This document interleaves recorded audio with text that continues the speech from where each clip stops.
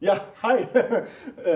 Willkommen in der Königsklasse. Heute zu Gast Klaus Ofner. Stell dich doch mal kurz vor. Ja, hi zusammen, ich bin Klaus. Ich bin in der Softwarebranche. Ich bin ein paar Jahre in Südamerika aufgewachsen, habe dann noch in ein paar anderen Ländern gelebt, die USA zum Beispiel, habe für kleinere Firmen, für Startups gearbeitet, aber auch für Konzerne auf verschiedenen Positionen, hat aber immer was mit Kunden zu tun gehabt. Ganz kurz persönlich, weil ich komme selber aus, habe Wurzeln in Brasilien. Wo Südamerika? Und wie kam es dazu? Okay, das war in Venezuela zwischen Caracas und Barinas und mein Vater war Sprengmeister im Tunnelbau. Deswegen sind wir da Ah, alle hingegangen. wow. Das ist gut rumgekommen. Ja, und es war schön warm an Weihnachten, das war super. Wäre mir aktuell zu heiß, aber ja, ich bin Kaltblüter, komischerweise. Wie kam es dann zu der USA? Was hat dich dann so angetrieben? Wie war dein Schulweg? Also, Ja, mein Schulweg war völlig normal und ich wollte einfach was sehen von der Welt. Das war mir wichtig. Gerade in den Zwanzigern, mhm. die so ein bisschen wild waren mit Heavy Metal, aber vor allen Dingen auf der Suche danach, was mich eigentlich glücklich macht und was mich wirklich interessiert. Und ich wollte eigentlich schon immer was sehen. Ja. Okay, kurz 2000er. Für die Leute, die es nicht kennen, 2000er war wirklich ein sehr interessantes Jahr. Das Internet hatte einen Durchbruch, ein paar Jahre später der iPod. Gleichzeitig war in der Zeit auch die Dotcom-Blase. Wie hast du es wahrgenommen? Also, wie war das für dich? Du hast es ja live miterlebt, so gesehen. Ja, also die Dotcom-Blase damals, also bevor sie geplatzt ist, das war einfach eine extrem krasse Zeit. Es gab irgendwie für alles Geld, für jede Startup-Idee. Dann ist logischerweise irgendwann alles explodiert bei der ganzen Geschichte. Ich habe in der Zeit gerade eine Startup für Investoren aufgebaut. Das haben wir Mhm. auch zum Laufen bekommen, aber schlicht und ergreifend, weil das wirklich ein gutes Produkt war, das dem Kunden einen Nutzen gebracht hat. Ja. Und Nutzen kann man immer ziemlich gut verkaufen. Ja. Ja, also für mich persönlich ich, ist es, ich studiere selber Kunst und Multimedia und wir machen da Physical Prototyping. Und ähm, für mich ist es wahnsinnig wichtig. Ich hasse nichts mehr, als wenn dir jemand irgendwas, Instagram und TikTok, man kriegt Kotzen, wenn irgendjemand was vorschlägt für ein Produkt, was du gar nicht brauchst. Und die Maxime hat sich mit Sicherheit bei dir gehalten. Die hast du ausgebaut wahrscheinlich, oder? Ja, In ja, der also Zwischenzeit. mir ist das generell wichtig. Ich überlege immer, wenn ich auf der Kundenseite wäre, ob ich dieses Produkt selber kaufen würde. Wenn ich selber kaufen würde, dann kann ich dafür brennen und dann bin ich auch überzeugend. Ja, weil es muss immer einen Mehrwert bringen. Also das ist ja nicht nur bei einem Produkt so, sondern auch privat irgendwie. Ja, wenn man was für jemand anderen tut, muss das für beide was bringen. Ja, und das sollte man dann schon mitnehmen, speziell wenn man irgendeine vertriebliche Tätigkeit hat. Also so ein AI-Toaster würdest du zum Beispiel jetzt nicht verkaufen. Das weiß ich noch nicht, damit habe ich mich noch nicht beschäftigt. Also wenn ich der Meinung bin, dass das wirklich einen Mehrwert hat, würde ich auch einen AI-Toaster verkaufen. Das ist völlig Ja? Sinn. Wobei ich eher der Software-Typ bin, also an sich, ja, mit Softwareprodukten und jetzt nicht so der Hardware-Verkäufer. Sag mal, alles, was du jemand an den Kopf schmeißen kannst, ist Hardware und ich verkaufe lieber Software. Ja. Okay, die kann man nicht so gut schmeißen. Genau, das will ich ja eben auch nicht. Welche Bottlenecks, welche Herausforderungen hattest du denn so zwischenzeitlich? Also .com hast du gut überlegt, die Maxime, hey, so überzeuge ich Kunden, ähm, so präsentiere ich. Welche Sachen kannst du zum Beispiel jetzt jungen Leuten mitbringen? Weil so Startups irgendwie ist in aller Munde. Jeder irgendwie auf YouTube oder der einen Social Media Account hat und weiß, wie man ein Aktienportfolio in einer App zusammenstellt, meint, hey, jetzt bin ich Entrepreneur und weiß mit Geld umzugehen, was kannst du dann uns mitgeben? Ich glaube, Geld, also für mich war Geld eigentlich nie die Motivation, sondern eher die Aufgabe. Du bist meistens dann erfolgreich, wenn du an der Sache wirklich Spaß hast. Also einerseits das Brennen, was ich vorher schon gesagt Mhm. habe, aber die Aufgabe muss dir einfach Spaß machen. Wenn dir die Aufgabe keinen Spaß macht, also klar macht Geld Spaß und Geld ist auch eine Voraussetzung. Wir leben einfach in diesem System. Ohne das geht es jetzt auch nicht. No Aber money, du no bist honey, no immer, life. sorry bitte. No money, no honey, no life. Ja, so ist es, ja. Aber das ist wirklich das Wichtigste. Ja, das muss dir einfach Spaß machen, das muss dich irgendwo glücklich machen. Es gibt natürlich auch Zeiten, wenn du irgendwas gründest, die nicht so viel Spaß machen, ist sehr, sehr voll von Arbeit, von Fehlern, die passieren, wo man dann wieder mehr Arbeit reinstecken muss, um das einfach zu beheben. Und das geht wirklich einfacher, wenn dir das Ding Spaß macht. Ja, weil die Frustphasen gibt es immer. Es ist wieder, also das Leben ist eine Sinuskurve, es geht hoch und runter, es sollte nur auf einer Schräge nach oben stehen, damit der nächste Tiefpunkt nicht mehr ganz so tief ist wie davor. Und das hast du einfach in allem. Das Durchbeißen mit Spaß, das macht es wirklich aus. Ja. Ich finde es gut, dass du sagst, weil ich finde es nicht Schlimmeres als diese Werbung, die kommen, generell diese Vorstellung vom Leben bei jungen Leuten, so komm in die Gruppe, Cayman S wartet auf dich. Ähm, wo ich mir immer so denke, so funktioniert das Leben nicht. Also ich finde es furchtbar, wenn Leute sagen, so, du musst reich werden, was anderes gibt es nicht. So, und auch gleichzeitig zu sagen, so, warum arbeiten? Und wenn man sagt, hey, man macht das mit Spaß, man ist etwas dabei, was einem wirklich Freude bereitet. Also nicht so Geschichten, ich habe Schichtdienst gearbeitet, um Gottes Willen. Damit ist man wesentlich erfolgreicher, sagst du. Wenn man sagt, hey, ich mache das und nicht einfach, um reich zu werden, um der Alpha-Rüde zu sein. Also es gibt sicherlich Leute erfolgreich, die einfach nur um Geld hinterherrennen. Es ist immer die Frage, was macht dir wirklich Spaß? Mir machen halt die Aufgaben Spaß, beziehungsweise ich suche mir die Aufgaben, die mir Spaß machen und die mich auch erfüllen und glücklich machen. Das ist wie mein Bekannten- und Freundeskreis. Da treibe ich mich ja auch mit Leuten rum, die mich irgendwie glücklich machen. Man muss nicht immer dieselbe Meinung haben, darum geht es nicht. Ja? Und das habe ich einfach übertragen auf das Berufsleben. Also da waren meine 20er übrigens auch ziemlich hilfreich. Ich habe einfach ein paar Sachen ausprobiert.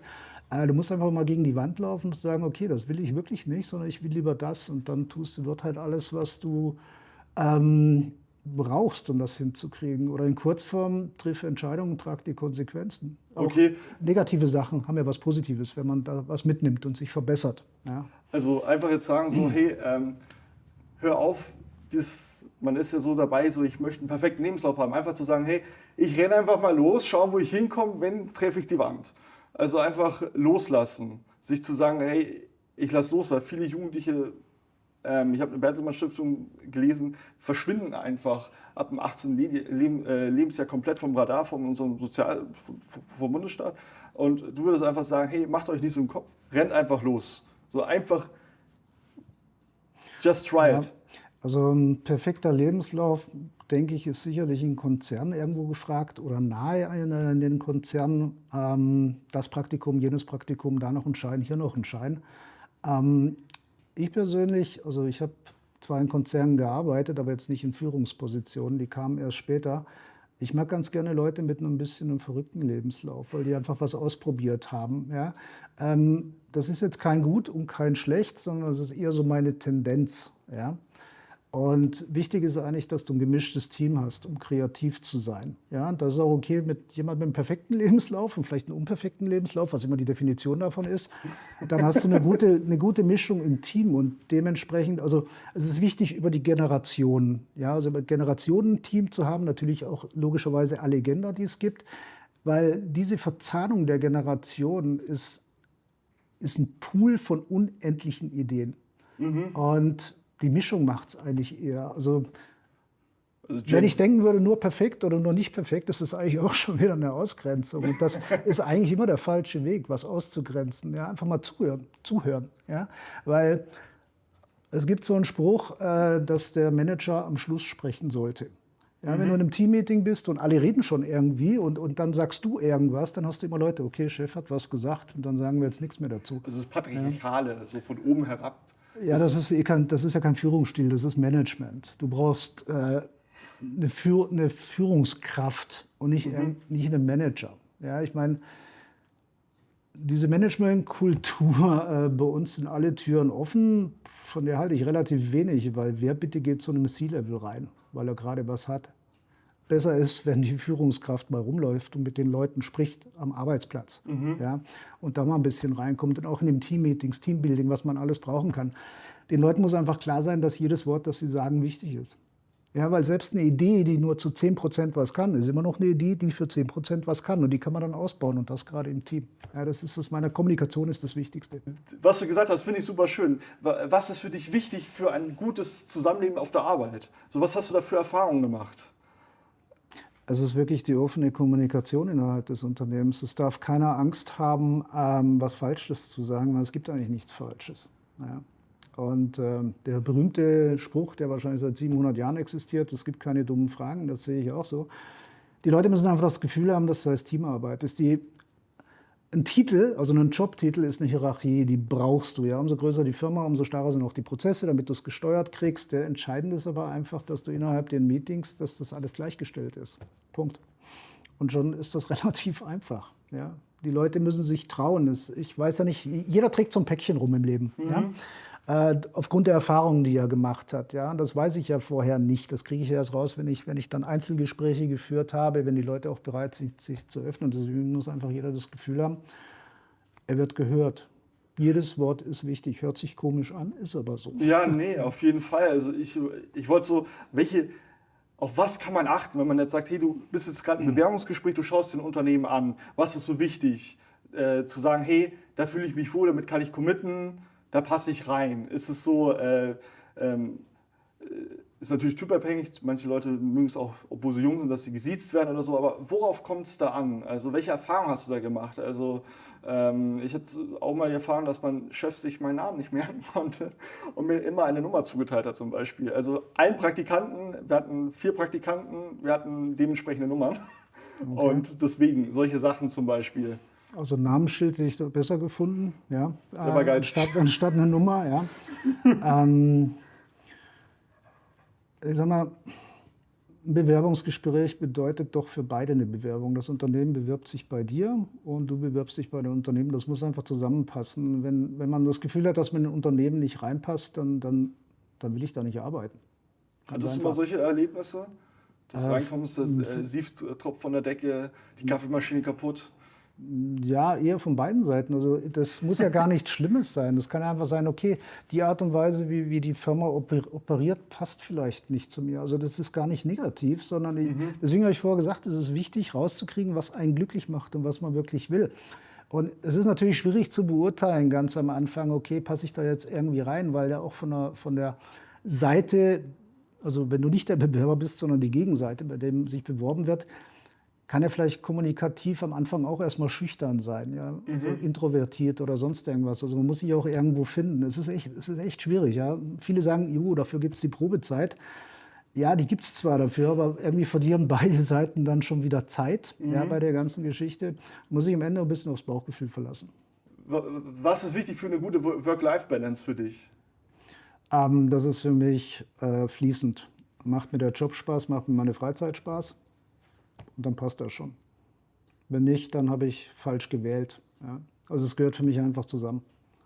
Okay, und hast du nicht Angst, dass man sagt, hey, ich mache mein Hobby zum Beruf, aber dann gefällt mir mein Hobby nicht? Ich habe eher Angst vor dem 9-to-5-Job.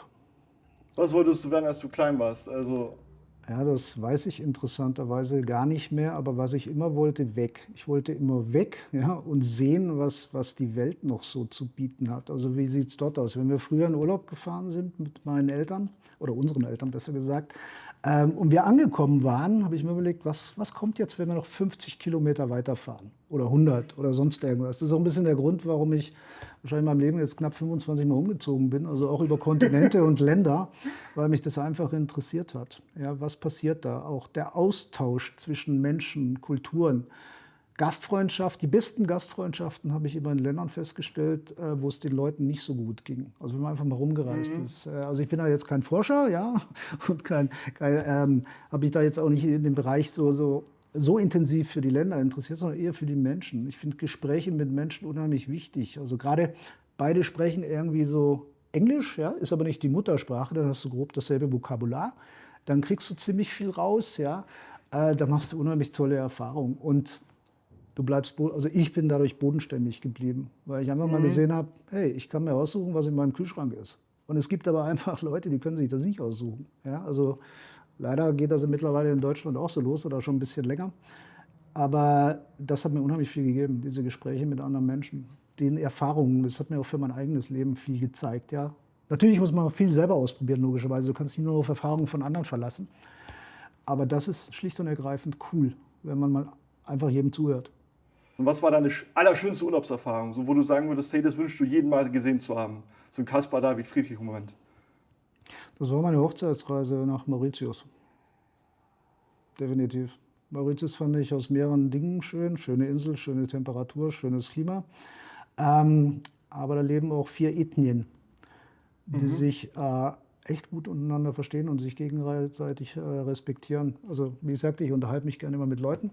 Also habe ich mich auch dort mit Einheimischen unterhalten und da haben wir dann mal bei einem Abendessen, das wurde uns das einfach mal erzählt, wie das dort so läuft, ja, wie gut man sich versteht und das eben auch akzeptiert, respektiert, was die anderen glauben, einfach sehr tolerant und die leben auf dieser Insel und verhauen sich nicht. Das hat mich beeindruckt. Also so ein gesellschaftlich schönes Zusammenleben. Ja, also ich kann das Also natürlich ein nicht Geben und Nehmen. ja, also ich kann das natürlich nicht im Detail beurteilen, das ist logisch, ja, weil ich da nicht gelebt habe, sondern es war eine Urlaubsreise. Also Urlaub und irgendwo leben ist ein Riesenunterschied, weil wenn du Ja, irgendwo auch klar. arbeitest, sind die Erfahrungen einfach ganz anders. Aber ich gehe mal davon aus, dass das so ist, wie es uns erzählt wurde. Und das fand ich sehr, sehr beeindruckend. Ja. Da eine Frage, weil mir geht es oft so. Was ist deine Angst dazu generell, wenn du im Urlaub oder zu Hause bist? Beim Urlaub habe ich oft Angst, dass ich den Flieger verpasse oder dass ich irgendwo in der Pampas lande oder gar nicht mehr ankomme. Grüße an die Deutsche Bahn. Was sind da so deine größten Ängste, die du hast? Also eins habe ich, glaube ich, vorher schon erwähnt, einen 9-to-5-Job. Vor dem habe ich Angst, das ist nichts für mich. Weil wenn ich einen guten Tag habe, dann will ich einfach so lange arbeiten können, wie ich möchte, ohne das irgendwie zu beantragen. Wenn ich einen schlechten Tag habe, also die Tage, wo du aufpassen musst, dass du nicht gegen eine Wand läufst, möchte ich eher Sachen machen, die nicht so anspruchsvoll sind. Ja, die Tage sind zwar nicht so oft generell. Vor was ich aber wirklich Angst habe, das mal rein global gesehen, ist, dass die Menschheit sich zerfleischt. Ich habe so das Gefühl, wir lernen zu wenig aus der Vergangenheit und wiederholen viel zu viele Fehler. Ja. Und also das beschäftigt mich wirklich. Ja, wir haben sehr, sehr viel Intoleranz, Fehlinformationen, gut, das gab es irgendwie schon immer. Das beschäftigt mich wirklich. Das gefällt mir überhaupt nicht. Ja, wir müssen wieder, falls wir das jemals überhaupt waren, viel, viel näher zusammenrücken. Ja, und auch mal andere Meinungen zu akzeptieren, auch wenn wir nicht dieser Meinung sind. Also ich rede jetzt nicht von Extremismus, ja, sondern ich rede vom Normalbereich. Ja. Weil ja jeder für sich das ein bisschen selber entscheiden muss, solange er keine anderen Personen verletzt. Ohne andere zu verletzen geht es durch Leben natürlich auch nicht, also zumindest psychisch, weil man eine gewisse Entscheidung für sich trifft, Karriere oder sonst irgendwas, was meinetwegen Eltern nicht so gut finden oder die Partnerin. Und das sind dann immer irgendwo Mittelwege zu finden, ja, weil wenn du viel arbeitest, leidet natürlich auch das Privatleben drunter und das trifft immer irgendjemanden. Ja. Weil du gerade dieses wichtige Thema angesprochen hast, was sind denn da für dich entscheidende Werte? Also das eine ist für mich Glaubwürdigkeit. Also das heißt, wenn ich persönlich eine Aussage treffe, muss ich auch die Handlung folgen lassen. Ja, sonst ist das halt einfach nur Gelaber. Aber das Allerwichtigste ist, dass man grundsätzlich erstmal jede Person mit demselben Respekt behandelt. Wirklich jede Person. Und zwar also egal Alter, also auch Alter. Ja? Über die Generation ist das auch wichtig. Ja? Weil ich persönlich habe auch schon von 16-Jährigen etwas gelernt, einfach weil die einen anderen Jugendweg hatten, einen härteren oder einen weicheren, wie auch immer. Und das ist mir wirklich, wirklich sehr, sehr wichtig. Ja. Einfach Respekt.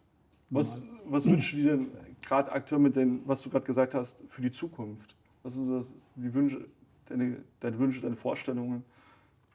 Global gesehen würde ich es begrüßen, wenn wir evolutionär einen Riesensprung machen mit der sozialen Intelligenz und Kompetenz. Das würde mir gefallen. Das finde ich Ja, auch sehr leid. für mich persönlich, ja, passt schon. Ist ganz gut. Also ich plane auch nicht so lange in die Zukunft, nicht weil ich ein bisschen älter bin, aber die Welt verändert sich einfach momentan so schnell. Also ich weiß, also in 5 Jahren weiß ich noch nicht, was ich mache, aber ich weiß, dass es mir Spaß machen wird. Sonst noch Ratschläge, die du jungen Menschen, gerade wenn es um die Zukunft geht, mitgeben willst? Ratschlag nicht unbedingt, aber vielleicht eine kleine Philosophie, sich wirklich zu überlegen, was einen selber glücklich macht. Weil wir werden ja, also je nachdem, wo wir herkommen, also aus welchen familiären Hintergründen, sind wir ja eine Summe unserer Erfahrungen, das berühmte Päckchen, das wir alle mit uns rumtragen. Und sich wirklich überlegen, ist das, was ich gerade will? Ist es das, was ich möchte? Ja, das Schöne ist ja, wenn man seinen ersten Abschluss hat, ob jetzt akademisch oder nicht akademisch, ist man danach eigentlich frei, weil man hat bewiesen, dass man was durchziehen kann. Und danach sollte man sich einfach mal überlegen, okay, ist es das, was ich möchte? Ja? Und macht es mich glücklich? Wenn nicht, muss ich irgendwas verändern, verbessern, wie auch immer, dass ich glücklich bin, weil das ist wirklich wichtig, ja, dass man morgens auch aufsteht und denkt so, cool, da habe ich jetzt Lust drauf, ja? Also wirklich Bock drauf. Ja? Und das einfach durchzuziehen. Also schauen, was man will und dann, sage ich mal ganz krass, soll man seinen Scheiß einfach auch durchziehen im Leben, weil es rein theoretisch, soweit ich weiß, gibt es nur dieses eine. Und das ist schon entscheidend. Natürlich darf man andere Leute dabei auch nicht irgendwie vergessen, also auch nicht so egoistisch, sondern irgendwie, dass es passt auch für die Gemeinschaft. Aber in erster Linie werd glücklich und bleib's. Ja, finde ich entscheidend. Was würdest du jemandem raten, der sagt, so, egal wo er jetzt im Leben steht, aber er hat Probleme, Entscheidungen zu fällen. Also er hat zig Auswahlmöglichkeiten, aber weiß nicht, was er wählen soll. So diese Angst, die man nicht bekommt, was Falsches zu wählen. Jetzt, hey, das würde mich interessieren, wäre ich glücklich, das auch, aber ich weiß nicht, was besser ist. Also ich sag mal, von der Technik her würde ich mir vielleicht eine Liste machen, was ich will. Wenn ich das nicht weiß, sollte ich mir überlegen, was ich nicht will. Das grenzt auch schon wieder ein paar Sachen aus. Aber meistens haben wir Angst, uns zu entscheiden. Also das kenne ich von mir selber auch. Ich würde einfach Entscheidungen treffen und die Konsequenzen tragen, weil wo ist das Problem, wenn ich mal ein Jahr was Falsches mache? Weil so wirklich was Falsches gibt es eigentlich nicht, weil auch da sammle ich Erfahrungen und bringe mich vielleicht wieder näher auf meinen Weg oder liefert mir eine Erfahrung, die mich in einem Bereich professionalisiert oder die ich in einer anderen Tätigkeit einfach mitnehmen kann. Ich glaube, dieses Falsch- und Richtig-Denken, gut, das sind wir irgendwie gewöhnt aus der Schule. Ja? So rot, schlecht. Aber eigentlich ist eine schlechte Note ja eigentlich nur die Information, dass ich da noch Bildungsbedarf habe, um das mal so zu sehen. Also so habe ich es mit meinem Sohn gemacht. Ja? Da muss man halt mal hinterher. Aber alles nicht schlimm. Alles nicht schlimm. Wenn du gesund bist, mach einfach. Guck, dass es Laune macht. Ja? Nimm ein paar Leute mit, damit die auch was zum Lachen haben. So würdest du jetzt jedem sagen, hey, was man anfängt, zieht man durch. Also ich bin jemand, ich ziehe immer alles durch. Ich hasse einfach zu sagen, hey, ich gebe auf, aber würdest du sagen, das ist eine gesunde oder richtige Angehensweise? Also sag mal so, wenn du eine Ausbildung oder irgendwas machst, ja, Studium oder so, und du bist kurz vorm Ende, dann würde ich sagen, ja, zieh's durch. Ja. Wenn du aber an einen Punkt kommst und sagst, okay, das ist total schlimm, also ich rede nicht von Prüfungsstress und Lernstress, ja, das haben wir alle irgendwie, das muss man durchziehen. Ja. Aber wenn es wirklich das Falsche ist und man damit klar ist, auch trifft da auch wieder zu, triff eine Entscheidung und trag die Konsequenzen für dich selber. Es muss dich selber glücklich machen. Also man kann sich natürlich Rat und Sichtweisen von anderen holen. Aber die Entscheidung muss immer von dir selber kommen. Weil es bringt nachher nicht zu sagen, ja, der hat mir dazu geraten, der hat mir dazu geraten, sie hat mir dazu geraten. Das ändert für dich persönlich gar nichts. Deswegen triff eine Entscheidung, trag die Konsequenz. Aber also auch die sachlichen Bereiche betrachten. Sachliche, emotionale. Und dann ist okay. Hey, danke, dass du da warst. Danke generell für das Gespräch und ich hoffe, wir sehen uns wieder. Ja, hat mir Spaß gemacht, Chris. Ich danke dir auch recht herzlich.